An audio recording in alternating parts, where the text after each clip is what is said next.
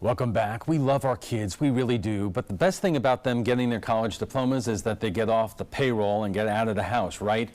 Increasingly, no. According to the last census, 31% of all 18 to 30-year-olds still live with their folks. That's compared to 26% in 1975. Is it a reflection of how much they love us and can't bear to leave our happy homes? Or is it because the corporations, who, by the way, are doing just fine, thank you, getting those lion's share of the tax cut, isn't passing much on to workers, especially entry-level workers? And joining us for more, our own ABC7 millennial producer, Laura Barrero, Michael Snipes, an economics instructor at USF Sarasota Manatee, Sam Rankin, an honors student at USF Sarasota Manatee, and the king of affordable housing on the Sun Coast, Harvey Van Groff. Welcome to you all. Laura, let me ask you this, because you graduated UF last summer with your master's degree, congratulations, and then you entered the workforce, and you're pursuing your dream in our wonderful, important, journalism world, but it's a struggle to make it every day. I wouldn't say every day. I wouldn't say that I'm picking pennies, but I definitely do worry about. I check my bank account every single day. I do have to worry about budgeting. It leaves less room for activities like leisure activities like traveling or hanging out with my friends at the bar. I have to cut back on those kinds of things. You know, I would imagine that a lot of people who are watching this right now are saying, welcome to the real world. It really was not any different from us when we were graduating, going back years. It's years of struggle in order to get where you want to go. Probably. I mean, yes, they had to struggle, but I feel like it was a lot easier to make it happen. I feel like now millennials, not only once we do get the job that we want and we do start making the salary to pay back all of our bills, it's not enough, or it takes us a long time to get there. Some people wait months to get that first job. Michael, this is not a geographic phenomenon, because researching this, I see the similar stories all around this, not only around this country, but in Canada. I'm looking at a newspaper headline from the UK, the headline saying, "Save for our pensions, we millennials can barely find the money to live." Yeah, and it's something that really isn't confined to one particular spot. And it really kind of a lot of what's driving it is the fact that really wages haven't really increased all that much for people of that age group. So when you've got prices going up steadily, but you've got wages remaining low, and a lot of the jobs that we're seeing being created tend to be kind of entry-level positions, don't really have a whole lot of income to them, that's really going to compound a lot of the issues that a lot of people are seeing. Harvey, I said this is not a geographic problem in terms of what millennials face, but are there differences geographically in terms of approaches of local areas in terms of dealing with the problem? Yeah, I think so. Some other cities are much more proactive in that they ask builders or landlords to come in and do things, and they fast-track them as opposed to Sarasota. In Orlando, by the end of this next month, we'll have put up 900 apartments in Orlando with 900 families living in them just in the first 6 months of this year.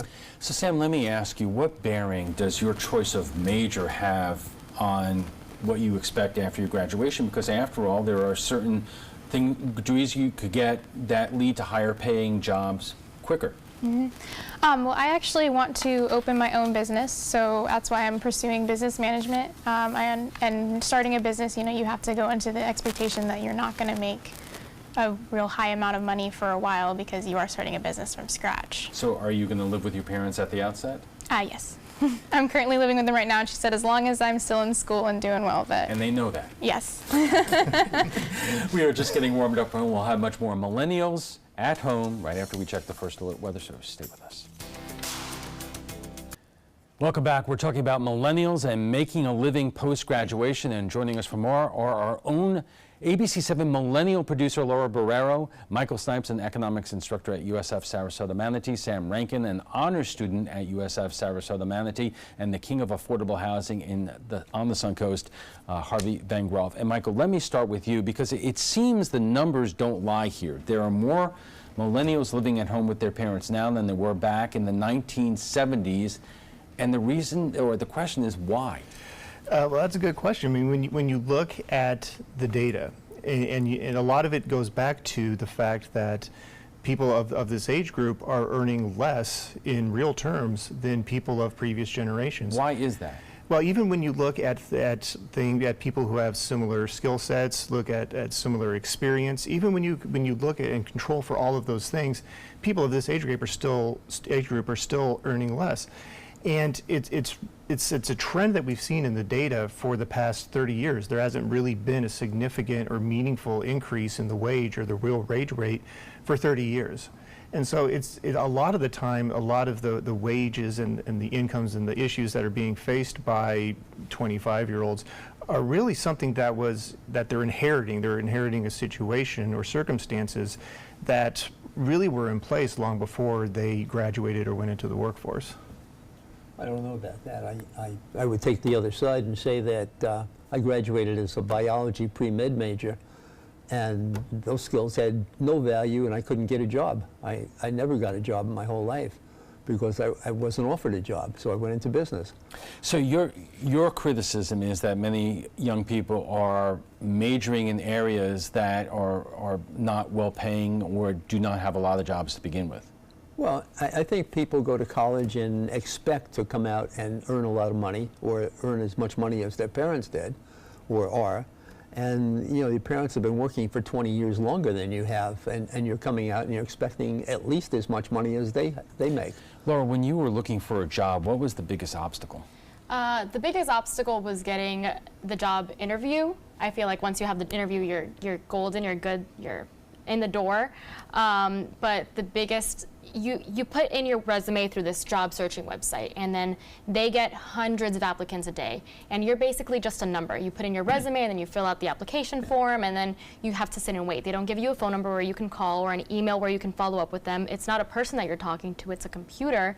So I think that a lot of my friends, and myself included, the first struggle was actually getting an interview because you're just another applicant on somebody's table. You were saying during the break that a lot of these job ads are under minimum requirements or things that, including length of experience, or things that somebody just who is graduating is not going to meet. Right. I mean, the expectations are basically impossible. They're asking you for minimum of 2 to 4 years of experience, and you also have to be bilingual, and you also have to be an expert on Microsoft and Photoshop and everything else, and you have to be a people person. But I think the biggest hurdle is experience. If you are somebody like myself who worked their entire college experience, didn't have a lot of time for internships, you don't have those 2 to 4 years of experience. What did you work at? Oh, I worked everywhere. I worked from Subway to a cafe to I was a leasing agent while going to school full time. And I did make some time for internships some summers, but not enough to equate 2 to 4 years of experience, which is what some of these internal applications are asking for. So Sam, you are, as they say, still in the queue here. You are in the incubator, which is local university here. What are your friends saying when they hear this conversation and they see that the job market out there, you know, there are not an incredible amount of jobs, and certainly not a lot of jobs out there that pay to live in a place like Sarasota? Mm-hmm. I still have a lot of friends that are living with their parents because they can't afford with what they're wanting to do, that they're still in that starting salary, so they aren't able to afford a place on their own, or you know, they have to get several roommates to be able to afford it. And I have a lot of friends that are actually leaving to pursue their careers other places because they don't have the wages here that they need. But that's specialization. If you know, if you go to school and you want to be in broadcasting, it's hard to get a job in broadcasting. But we have we have a company here that manages accounts receivable, Van Graff Williams, and we start people off in sales for, you know, $200,000 a year. Now, if this young lady wanted to leave broadcasting and go out on the road in sales, you might make a lot more money. Right, of course. If I wanted to go into sales, or if I wanted to major in, if I wanted to be a doctor instead, or engineering, but I didn't want to do any of those things. I wanted to follow my dream, which was to go into journalism. Now, Harvey, you said that there's some communities that make it easier in terms of building new affordable housing, and you mentioned Orlando. You know, we have covered your ongoing battle here on the Suncoast and your efforts to put in more affordable housing here. What institutionalized obstacles have there been for you? Well, in most cities, Manatee County even, they're very, very proactive in wanting affordable housing. So if we go to Manatee County or to Orlando or to the state of Washington, they change the laws as we're building them. So if we have a density problem, or we're changing the density, or changing the number of parking spaces, while they're changing the law, they allow us to build so that we actually provide affordable housing while people are waiting for. You know, in Sarasota, we're waiting 2 years to get something passed or to get something done. In other areas, we can do it immediately. And what kind of backlog do you have in terms of applicants for apartments right now? We opened 120 apartments in Bradenton at Robbins Apartments last Monday, and 120 new apartments, and we have 17 left. Wow. Okay, in less than 2 weeks. Michael, is there an economic impact generally when you have more and more young people who are not going out and being able to rent their own apartments, or even having the money to go out to dinner occasionally or to the movies, and having to live in their home? Is it something that can be measured, if not on the economy, but also how their parents are doing? Yeah, well, if you've got, I mean, the more mouths you have to feed, the higher your costs are going to be. So that certainly could be something that could take away money from their parents that they could be using on something else. But, I mean, yeah, I forgot what I was going to say. Well, because, you know, in those years, traditionally, correct me if I'm wrong, that a lot of Americans get ahead, get towards their goal in terms of being able to save for retirement. It's after their kids leave the house. Yeah, and that is one of the things that you see when you look at the data with millennials, is that a lot of them are putting off some of these big purchase items. You know, they're putting off buying a home. They're delaying marriage for a number of reasons why they're delaying marriage. But, you know, they're delaying marriage, they're delaying having kids, they're delaying, you know, buying a new home, you know, investing in the stock market, getting savings. Because when you enter the job market, and you're earning these lower incomes at higher prices, it makes it very difficult to kind of get your feet and get stable before you can start to do some of those higher end purchases. That's only because they're looking for specific jobs. There are plenty of jobs that pay a lot of money. Plumbers make a lot of money.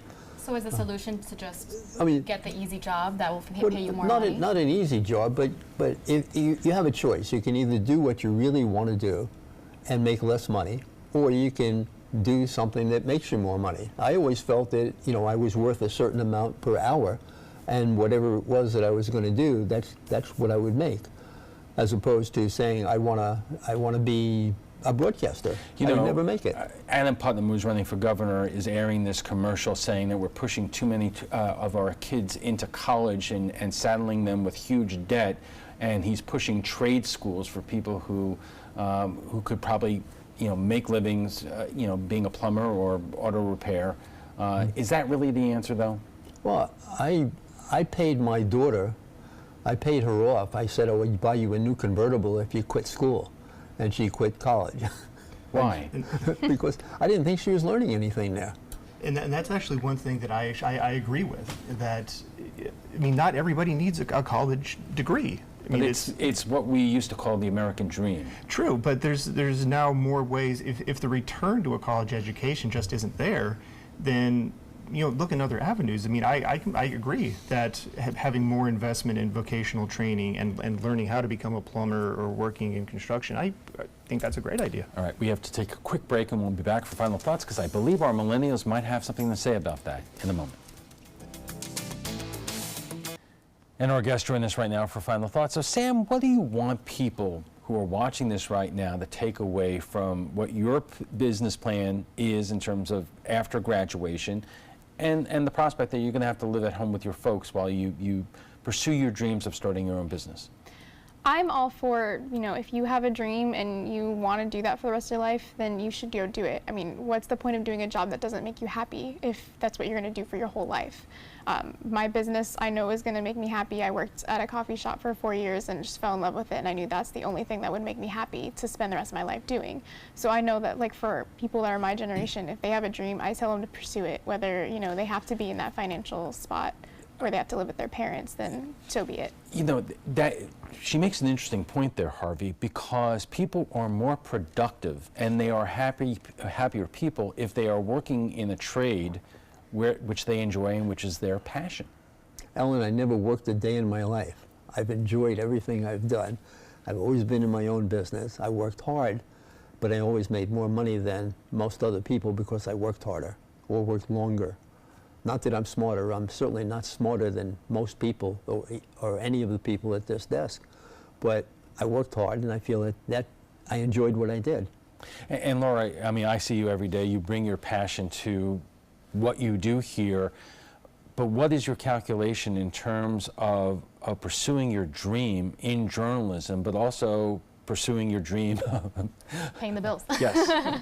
I mean, I feel like, you work harder and you're going to make more money the harder you work. And that will be a reality for me eventually. But for now, I just have to continue to budget. And I don't live with my parents, but I wish I could, because I wish I could save a little bit more money. But if I did have the opportunity, there is no shame in saving a little bit of money for the future. And Michael, I'm saving the biggest question for you because it's the last question. Do we have basically an institutionally error in our economy right now? Because a lot of people, and we talk about this so often on this broadcast, are struggling. Married families are struggling to make ends meet here, and here we are bringing in another generation new to the workforce who are struggling even more than we were when we were starting out. Yeah, well, that is a very big question, as you said. And so is there something systematic in the economy that is causing that to happen? I'm not entirely sure how to answer that question, honestly. I mean, there's certainly no kind of economic or political system that's going to be perfect. We really just kind of have to adapt to the situation that we find ourselves in, that we're given in a lot of cases. And the situation is always changing. The economy of 2018 is not the same economy as 1975. Exactly, and that's one of the things that's going to feed into this debate too, is the situation is completely different than it was 10, 20, 30 years ago. Okay, we have to leave it there, but before we go, we want to share with you what some of you had to say about last night's show on the rising price of gas. Gas prices are approaching $3 a gallon, up 25% from last year, the highest since 2014. We went to Facebook to hear your thoughts, and Patrick says, if people would act a little concerned or upset, then I bet they would take some measures to get it back down. When the consumer and public do not care, then nothing is going to happen. Joanne says, trading on oil futures, it needs to be abolished. And Lori says, since I drive for Uber, it hurts my wallet. I have to fill up every day or every other day to pick up riders. Well, if you'd like to join the conversation on tonight's topic, just visit our Facebook page at facebook.com/mysuncoast.com.abc7. And FYI, you can watch past discussions on demand. They're available on Apple TV, Amazon Fire, and Roku. We want to thank our guests for being here tonight. ABC7's producer and resident millennial Laura Barrero, Michael Snipes, an economics instructor at USF Sarasota Manatee, Sam Rankin, an honors student at USF Sarasota Manatee, and the king of affordable housing on the Suncoast, Harvey Vengroff.